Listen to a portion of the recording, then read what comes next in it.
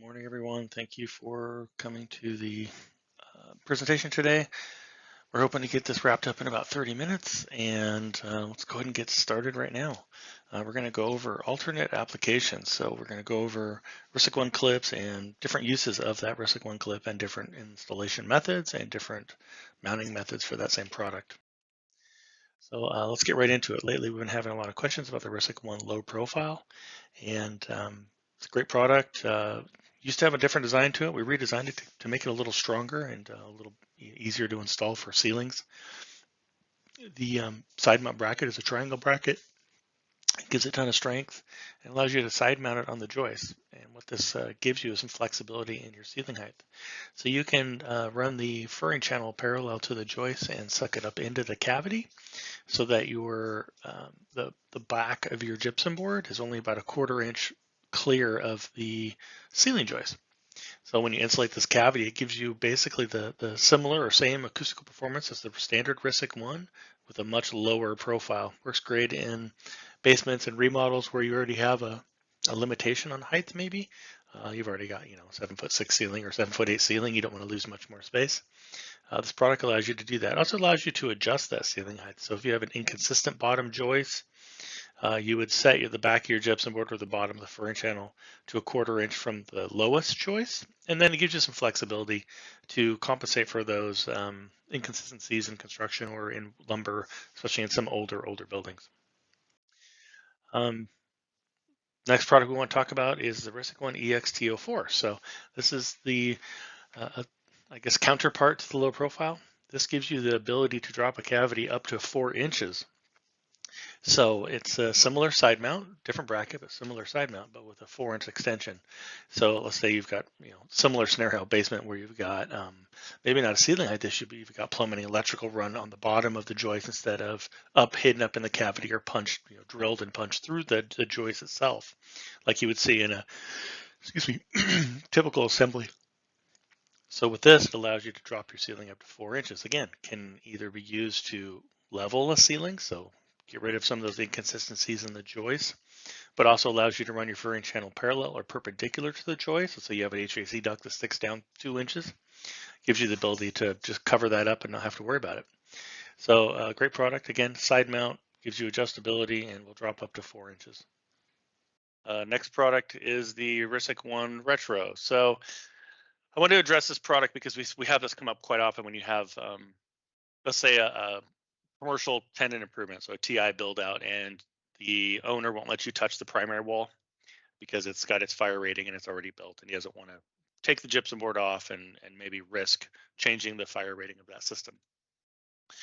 So this allows you to go over the top of that existing wall without having to frame out a whole new wall. Saves you some space on the overall room dimension, so you aren't losing that 4 inches of space. You're only going to lose about 2 inches by the time you're done. Actually, 2 1/4 inches by the time you're done. A little bit less acoustically than building a whole new wall, but obviously sometimes that space is pretty important. It can go over existing gypsum board, concrete CMU. The reason we use it sometimes on concrete and CMU walls is that when you're drilling the holes to get your tap on or your fastener in, sometimes that concrete and CMU will blow out or not be perfect. And we want that ferrule to be tight against something nice and stable and flat so that you get a nice flat wall or ceiling. So that's why we have the retro washer included in those scenarios. And here's what we really designed this presentation for, is the low profile wall systems. We used to have an old clip, an L bracket with a RSIC-1 on the end of it, and we used it for low profile walls and ceilings. We redesigned our ceiling isolator, or that bracket, for our RSIC-1 low profile for ceilings, and kind of omitted its application on walls. So we came up with this system, mainly from a customer's request, and I think the customer's here, from a customer request for a low profile wall system for, I believe, a stairwell or a theater, something they were building. Anyhow, pretty simple. You would take a RSIC DC04, you screw it to the side of the stud, and you screw your hat channel into it. It serves two purposes.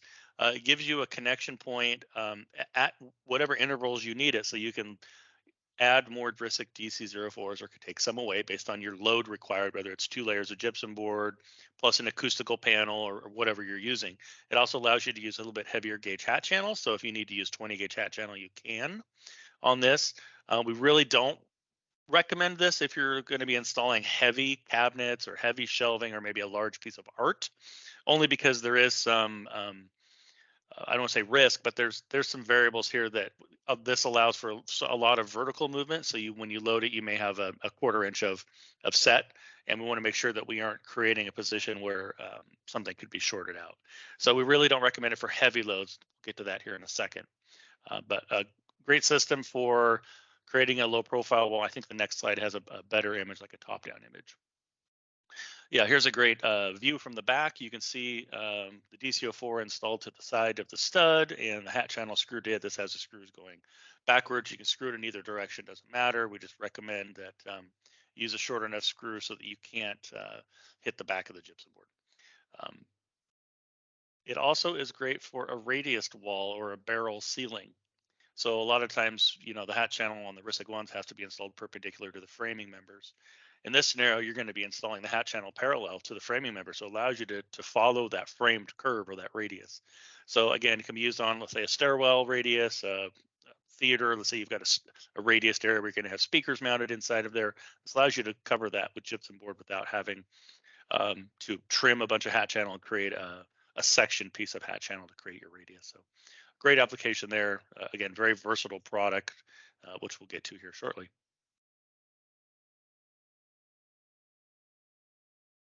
And here is that low profile heavy duty wall. So this is a faux staggered stud, if you want to call it that. So you're going to have your primary wall framed up. You're going to frame secondary or acoustical studs in between using our RSIC DCO4s at the top and bottom. This particular stud can hold acoustically 144 pounds. Mechanically, if the screws will hold it, 4,000 pounds. But we hope that no one ever loads them that heavy. We do have other versions where you add more RSIC DCO4s to it to create more strength, so you can hold those heavy items. So you have a large piece of artwork, or an 85-inch flat screen TV, whatever it is you want to mount on this acoustical wall. This product allows you to do that.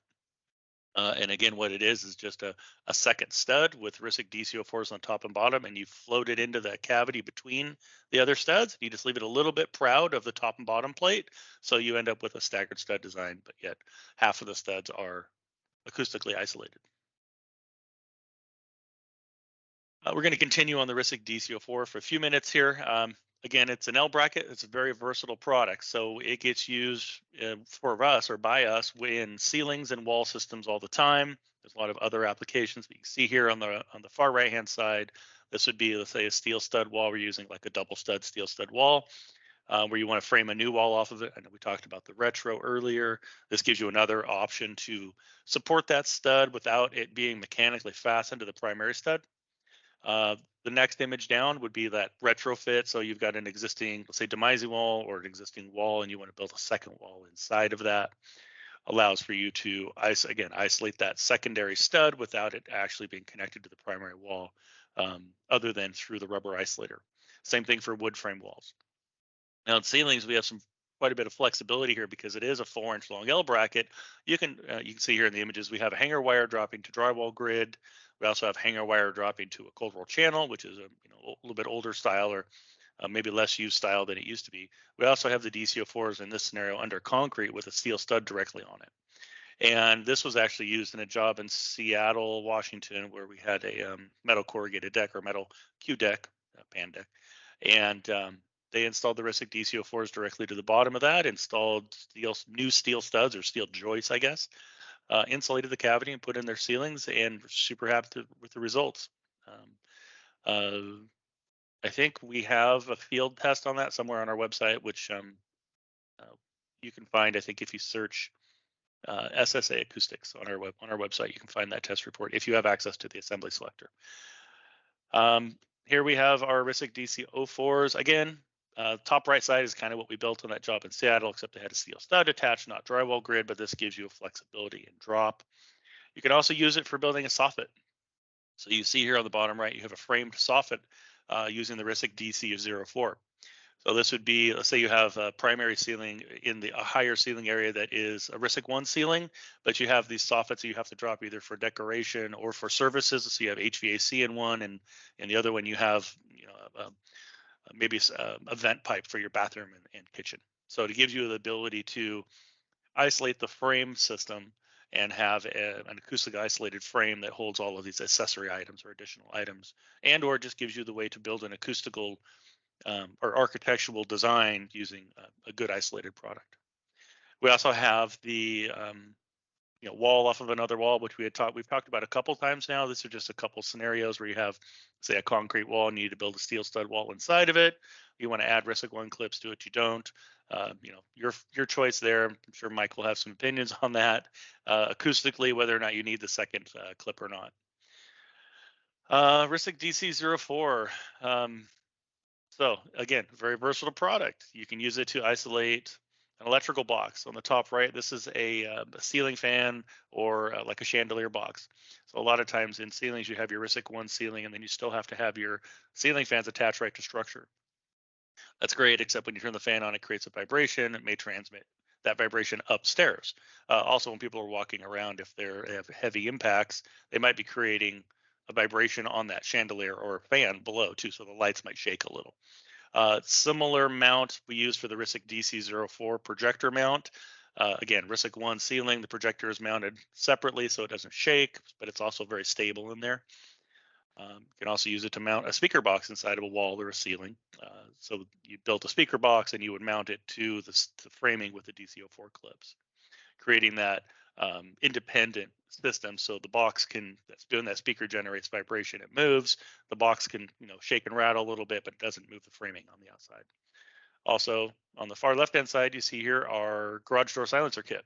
So a lot of the garage door manufacturers are making quieter motors. They're using brushless motors to make the motors quieter, but they still have some vibration. Just the gearing system still has some vibration in it. So although you may not be able to audibly hear the garage door opener in the garage, other than the rails and the rollers and all that fun stuff, you may still have vibrations in there that aren't generating much noise, but are still creating vibration to the space above. Mike can attest to this. He had his house back in Pennsylvania before he moved out here.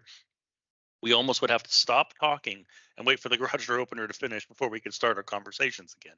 So it can be a very obtrusive noise, especially if it's below a baby's bedroom or your office, if that's your scenario. So great product for that application, and tons of those have been installed. There's I think some videos online on how to do that too.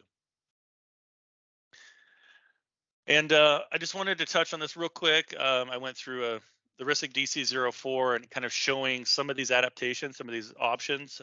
We have a scrolling image. I'll scroll down here in a second. There's a scrolling image here where you can click through and you can see some of these applications in here. Again, they're just quick images. A lot of these are drafted in PDF, some of them in CAD, but most of them in PDF. We'll roll up here in a second, and there we go. And you click on detail drawings and you start to scroll down through this section. You'll see we have some images of the product itself, but also some additional details, like there's your drop ceiling, there's your low profile wall mount, your HVAC duct mounting, which we didn't touch on, pipe mount isolation, which I think you saw in the images below, and then your soffits. So some of these are already detailed out in maybe a little better image. Most of them are the same image you see here, but it's a printable version for you. So now we get to talk about the fun stuff. So we're going to go to the RSIC-U. We finally got away from the RSIC DC04, which it's an L bracket. So just think of it as an L bracket. Anywhere you need a 90-degree transition and something to bolt to, the RSIC DC04 could be an option for that, especially if you need vibration isolation or noise control in that position. RSIC-U. U is for universal, and it is what it looks like, a flat plate with 4 holes and a rubber isolator in it. So this is great for building sleeper systems. So what I mean by that is if you have a floating floor like you see here at the bottom, I wouldn't recommend this if you're going to roll a piano onto here. We'd have to put so many isolators, it might be a little cost prohibitive. We have other products that would handle that. But if you're just building a small home theater and you want a floating floor or a raised floor, it's a great way to do a low profile floor. The overall gap that we create between the primary floor and the bottom of the plywood is only 2 inches. So it's not too bad to ramp up to if you have to ramp up to it for trip hazards or whatever you need to do. So it's just a great simple system. Now we use the same kind of philosophy, and we've used it in a couple scenarios. The one I have drawn on the right hand side here is actually a speaker box. So let's say if you're in that same theater and you want to mount a speaker box on a section of a wall that you have framed out to create, that extended detail, but you've got these speakers you want to mount. You kind of want to highlight the speaker, so you leave it out proud. And this is a way you can mount that speaker to that subframe, if you want to call it that, or that standoff, and you keep isolation from the primary wall to that speaker, so you have a gap for that energy to get removed from the speaker, so you're not generating the wall or generating energy into the wall, or forcing vibrations into that wall. So just one adaptation. You can use it for a lot of things. I think we've used it for an axe throwing receiving board. So when people are throwing axes at the bar, we've used this system for that. We've also used the DC-04 for some of those. So just some great options there. I apologize for it flashing forward. The timing is set off my recording from earlier. So this is the RSIC-U and the RSIC-U HD. So this product is UL listed for head of wall isolation. So we'll start on the left and work our way to the right here. On the left-hand side, you see a steel stud, base plate, or bottom track. And next to that, you see a wood stud, bottom plate. Again, this can be used on both wood and steel. It is designed to isolate vibrations from getting either from the wall into the floor or from the floor up into the wall.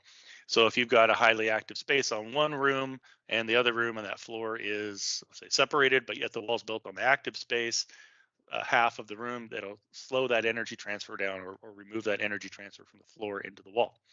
Also, will keep the wall above, where it's attached above, from transmitting energy all the way into the next floor. So it's just a flanking path isolator. On the right hand side, you see the actual UL listed top track section. So this is a top track and a steel stud application, typically up against concrete. We have this for standard track and for fire track, slip track versions. That's not in this presentation, but you can see that in the UL designs. So on this, you'd punch a hole in the track and you'd put in your rubber isolator. You'd screw the flat plate. You put the 4 screws down into your top track, mount it to your structure above, and then frame your wall. It's a great product for fire rated needs at the head of wall. I think it's listed in 11 UL assemblies right now, 11 or 12. We'll get to that in a second.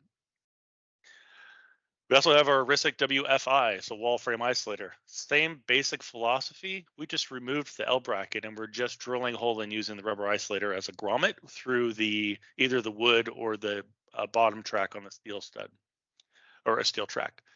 It's listed in 2 UL assemblies. There's 2 UL assemblies that have generic designs for an isolator through track with insulation, and we're listed in those sections. So great product. It can be used at the head or the base of wall. The UL listing the UL listing is only for the head of wall. The base of wall is typically covered by the caulking at the bottom of the gypsum board. So again, fire rated stuff's great. We're at PAC, we're proud of our fire ratings, and we're always pushing to increase the number of UL listings we have pretty much all the time. So this is a great product. Both of these products are great for those scenarios. Here's the UL listings that you see. Those are the HW is head of wall, and D means dynamic. So these are dynamic, I believe. These are dynamic head of wall joints. So lots of slip track, lots of fire track for those scenarios.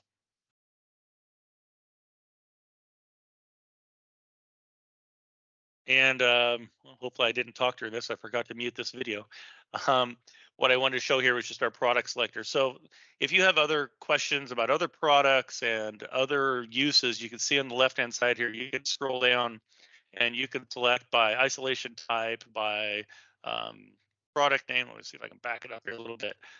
Product group, whether it's fire rated or not fire rated. So you can find this video, your products, you can find at the PAC products tab here. Your assembly selectors, if you've registered for assembly selectors, you can find them there. You can also view other webinars and this webinar here shortly in the webinars tab. Do we have any questions? I'm scrolling through the chat. I don't see too many questions in here. No, somebody had asked about a certificate of attendance. So for anybody else that's interested in that, so this these webinars that we do on a regular basis that are sort of just like product focused webinars and things, they're not registered with any sort of entity like AIA for official like CEU credits. If you would still like some sort of formal certificate from us that you can use for self-reporting, we're happy to provide that. If you want to just email me, I put my link or my email. It's mraley, MRALEY at pac-intl.com. You can see it in the chat. If you just email me and say, hey, I'd like a certificate, we can get that sent out to you.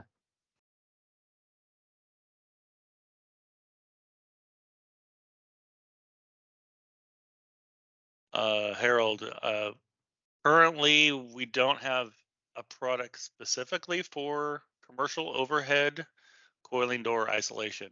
Part of the hurdle that we run into there is just the potential for wind load on static doors. So we try and avoid the actual door section, isolating the door section. Doesn't mean we can't come up with something. We just currently haven't pre-designed a system for those coil doors.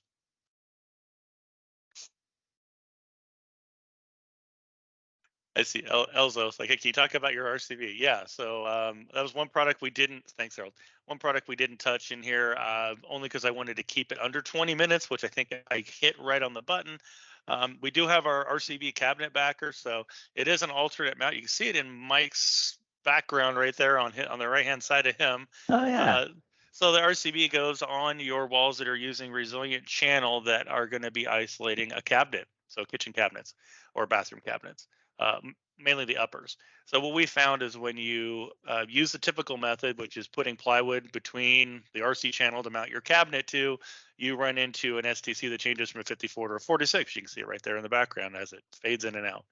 And when you use our PAC RCBs, you install them to the framing. You use a 2x6 backer or 2x4 backer, using our rubber isolators from our RC Boost and our L bracket or Z bracket.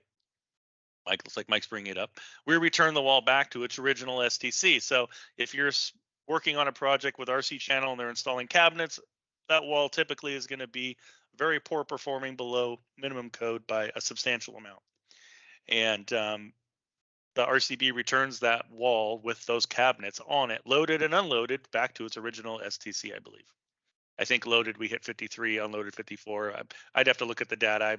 It's been so long since I've dug through that. Mike probably knows off the top of his head. I think loaded and unloaded in this particular one we were 54. The loaded, actually, in some of the tests, the loaded performed slightly better, just because of the additional weight in the cabinets. It's just more resistance to that vibration. But yeah, this is what we often see for cabinet installations. There's a whole lot of things wrong with this one. But yeah, this is from a job site here in Portland, from my former coworkers at ABD, and this is what we would typically see on job sites. And obviously, this does not make your wall perform acoustically. So we came up with the RCB and did the testing to show that it actually works and maintains the acoustical performance. Yeah, and I guess one more item to touch on before the meeting ends here in 3 minutes is we also have a RSIC-1 Backer. Mike, since you've already started sharing it, can you bring it up? So the RSIC-1 Backer serves the same purpose for the RSIC-1 clips. You can see there the cabinet drawn. You've got your RSIC-1 clips at 2 foot or 16 on center, and your backers get mounted to the section in between the channels where you need to fasten your cabinets to. You screw your cabinets to the wall. Same scenario. Typical method would be to put blocking in there to space the wall out so you have something to screw into, maybe a 2x6 or something like that, which creates a ton of pressure and restricts that gypsum board. And using the backers returns that wall, again, does the same thing, returns the wall back to its original STC, again, loaded and unloaded. On that one, I think we put a couple 100 pounds in each cabinet and made it pretty heavy. But we've tried a bunch of stuff with the backers.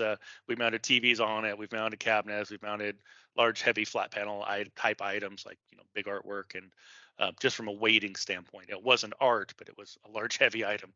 And we're able to keep the STCs where they needed to be on those walls. I think we lost a point overall, but still pretty good. When you add a couple 100 pounds to a wall, you don't really lose any acoustical value. Yeah. Why can't you just mount the cabinets right to the hat channel? The hat channel is 25 gauge hat channel. The screws will not hold into 25 gauge hat channel to hold that cabinet up. least we don't recommend it. We've seen people do it, but we don't recommend it by any means. Unfortunately, the 25 gauge hat channel that the RSIC-1 clip holds is really not designed to hold anything heavy, just because the screw pull out on the steel isn't great. Nothing that's wrong with our product and our design. We can hold the weight, but the furring channel isn't really strong enough to hold that weight. Yeah, and on the RSIC-1 Backer, one of the things that we've talked with a number of like architects and consultants about recently is, condominiums where they're maybe using RSIC clips on a demising wall, and maybe you have back-to-back living rooms, and so on both of those, people might want to mount TVs to those walls. So on the side where the gypsum board is attached directly to the studs, that's no issue. You just mount your TV like normally, but on the side that has the RSIC clips, how you provide a mounting surface for the TV. In cases with cabinets or a hotel or something like that, where you know exactly where those heavy items are going to go on the wall, you can just provide the RSIC-1 backers as shown there, and mount the TVs and the cabinets to that. But if you've got a condo, somebody might decide to put their TV various places on that wall. You need to provide a larger mounting surface. So one of the things we've recommended is, especially if you've got 2 layers of gypsum board on that clip side of the wall, where you want to have your mounting area for TVs, you can actually do the primary layer as like 5/8 plywood instead of gypsum board, and have RSIC-1 backers, up high and low, and use the plywood to span all of that and tie into the channels. So you provide this large isolated mounting surface, and then you put your second layer would be the actual 5/8 gypsum board over top of the plywood. And that only works if it's a 1-hour rated wall, which typically it is. If it's 2-hour, you would need 2 layers of actual gypsum board there. But if it's a 1-hour wall, you can do the plywood and then the gypsum board over it. And that provides this large mounting surface. And that works for other things too, like classrooms or offices or anything where you want a large mounting area, or you want some flexibility of where you mount something.